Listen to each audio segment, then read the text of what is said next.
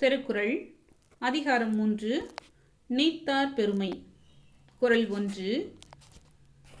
ஒழுக்கத்து நீத்தார் பெருமை விழுப்பத்து வேண்டும் பணுவல் துணிவு.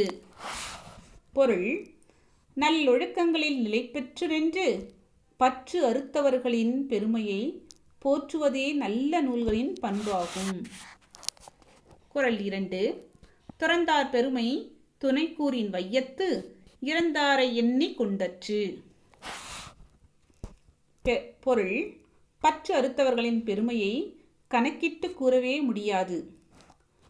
இதுவரை பூமியில் பிறந்து இறந்தவர்களின் எண்ணிக்கையை கணக்கிட்டு கூறுவதற்கு ஒப்பாகும் அது.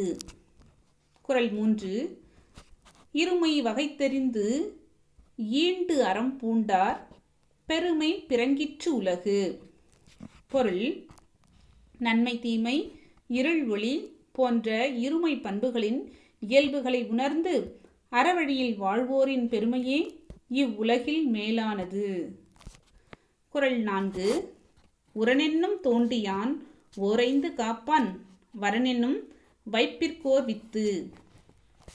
பொருள்: அறிவு என்னும் அங்குசத்தால் புலன்கள் என்னும் 5 யானைகளையும் அடக்கும் வல்லன்மை பெற்றவர் நல்ல நிலத்திற்கேற்ற விதையாவார். குறள் 5. ஐந்தவித்தான் ஆற்றல் அகழ் விசும்பிளர் கோமான் இந்திரனே சால்லும் கரி.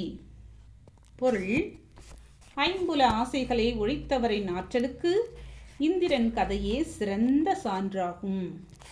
குறள் 6. செயற்கரிய செய்வார் பெரியர் சிறியர் செயற்கரிய செய்கலாதார். பொருள்: செய்வதற்கு அரிய செயல்களை செய்பவரே பெரியோர், சிறியோரால் அரிய செயல்களை செய்ய இயலாது. குறள் 7.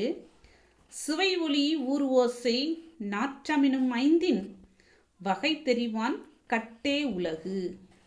பொருள்: சுவை, ஒளி, ஊறு, ஓசை, மனம் எனும் 5 புலன் உணர்வுகளின் இயல்புகளை உணர்ந்த சான்றோரின் வழியில்தான் இவ்வுலகம் செல்லும். குறள் 8. நிறைமொழி மாந்தர் பெருமை நிலத்து மறைமொழி காட்டிவிடும். பொருள்: பயன் நிறைந்த கருத்துக்களை வழங்கும் சான்றோரின் பெருமையை அவருடைய வாக்குகளே வெளிப்படுத்திவிடும். குறள் 9. குணமெனும் குன்றேறி நின்றார் வெகுளி கனமேயும் காத்தல் அரிது. பொருள்: நற்குணமாகிய மலைமேல் நிற்கும் சான்றோரின் சினம் ஒரு கணப்பொழுதுதான் நிற்கும் என்றாலும் அதை மற்றவர்களால் தாங்கிக் கொள்ள முடியாது. குறள் 10.